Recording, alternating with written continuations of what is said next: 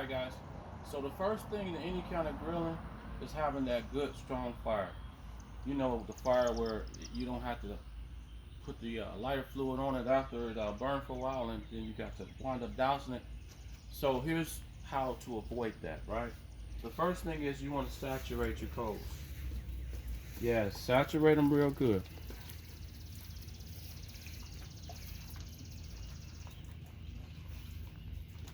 Okay, and once you do that, you won't have to reignite them again or douse more lighter fluid on them like some folks do. Okay, also, I know a lot of you guys like to use that lighter fluid that's, the charcoal already with the lighter fluid in it.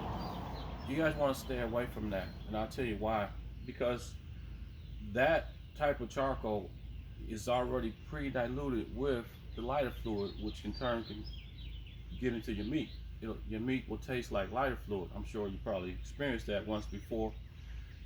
It's better to go ahead and pay the money for the lighter fluid and the charcoal versus the one with the lighter fluid in it, because you don't want your meat tasting like lighter fluid.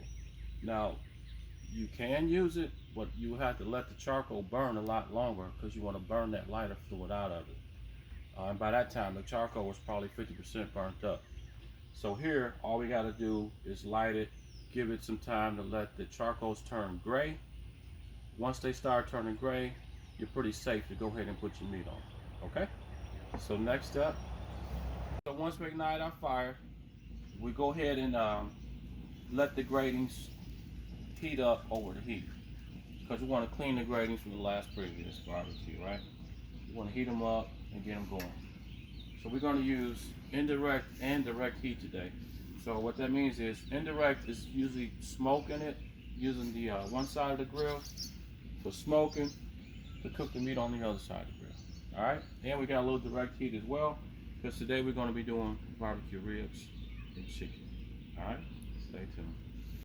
So let's go ahead and clean our meat and get our meat ready while the grill does its thing.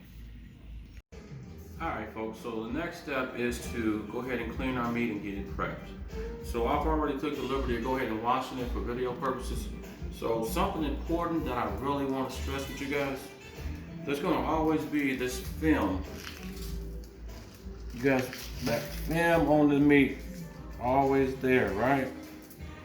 I know a lot of you probably don't even bother with taking it off, but it's very important to take that film off, because that is what makes your meat tough as well.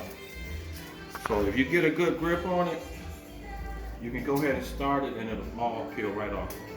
Okay? And then also the fat on the meat, try not to get it all off, because you don't want to take all that fat off, because that fat creates juices and flavor. So be real selective on how much fat you take off. You do want to leave some fat on, okay? Okay. So now it's time to season our meat, right?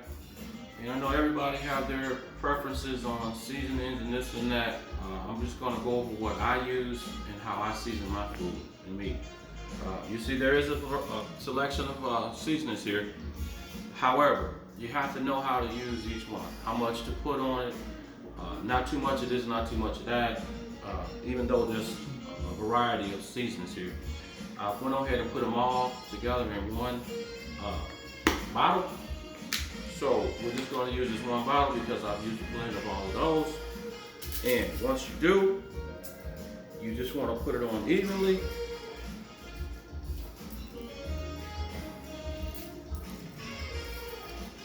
So basically, this is a blend of all of these right here, but using a certain amount per season, okay? And then I have a rub here, a dry rub, that I usually use.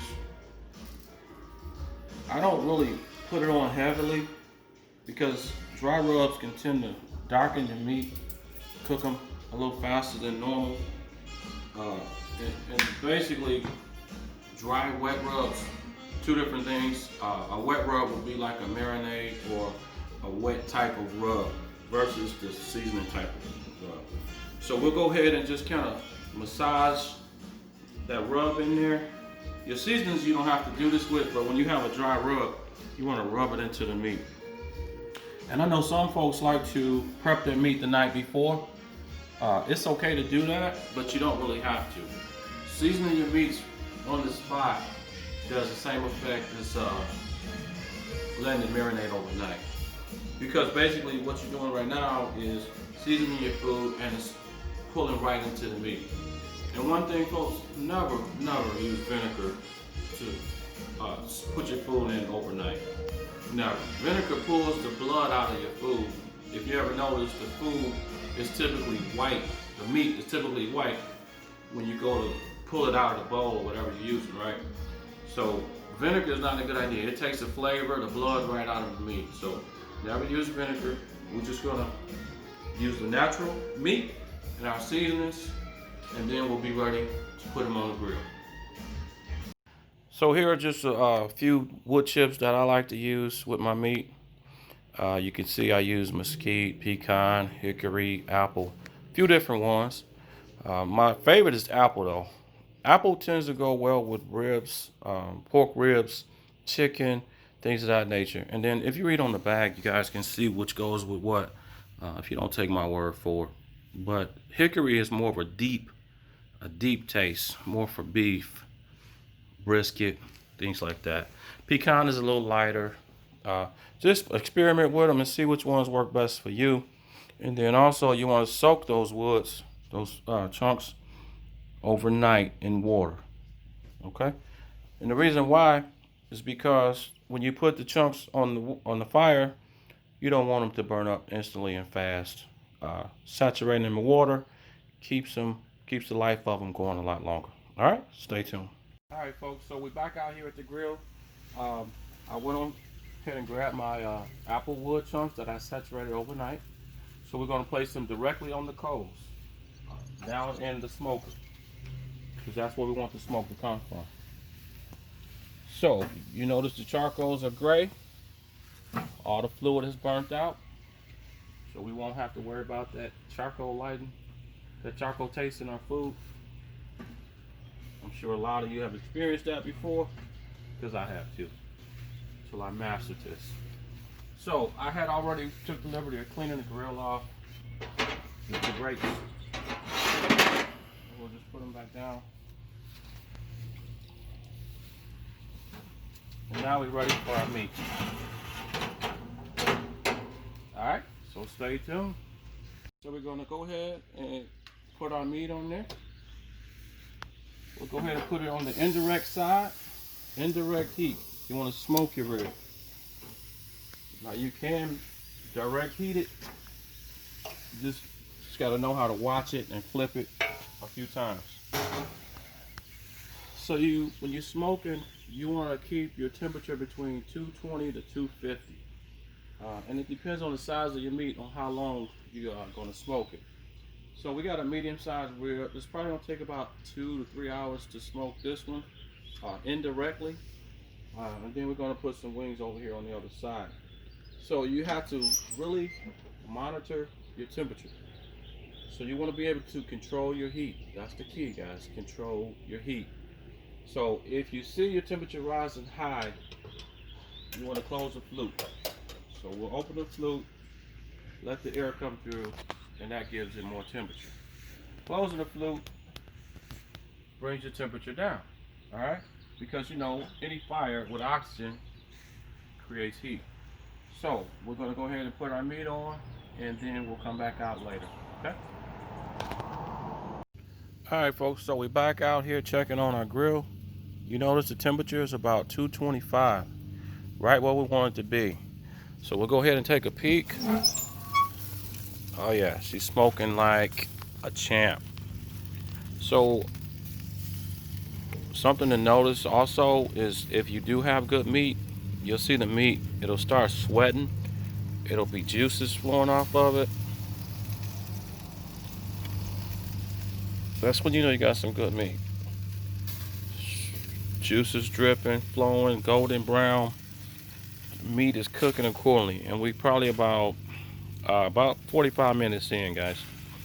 So everything is looking good, smoking just great. So always check your temperature, keep it going. Okay guys, so we back out at it, checking our meat. It went down a little bit, about 210. I did close the flute a little bit, so that dropped her down. So let's go ahead and take a look. We're about an hour and 15 minutes in.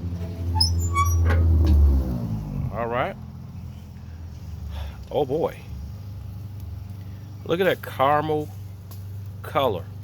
That's what you want, guys. You want that glazed caramel color on your meat. That means that she's cooking accordingly. Oh my God, look at that. And you see the juices on it. Nice and juicy. It's not dry. Our ribs cooking beautifully.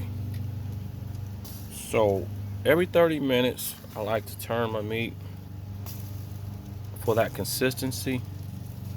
You know, that thorough cookness on both sides. That way it'll cook in the middle on both sides and you have a consistent, natural cooking taste.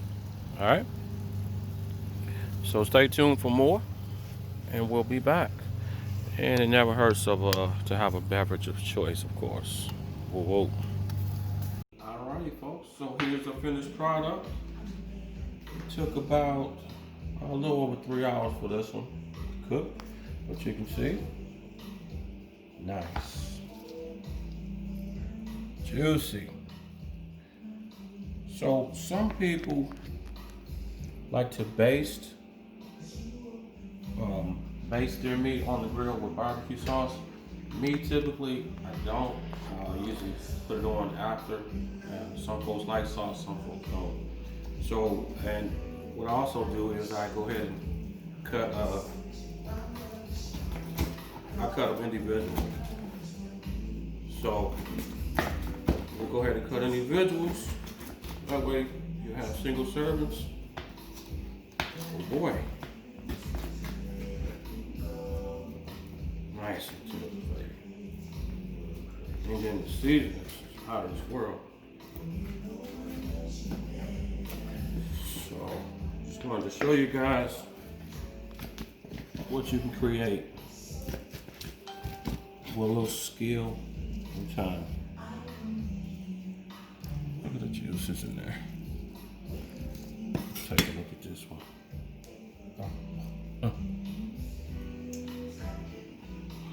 No fighting with your teeth. Voila. Hopefully you guys enjoyed the video. Hopefully you learned a little something from it. Stay tuned for more. In my next videos, we'll be learning how to cook some other stuff. So, until next time, folks, Her's most famous Real Master, Herb D. We'll see you.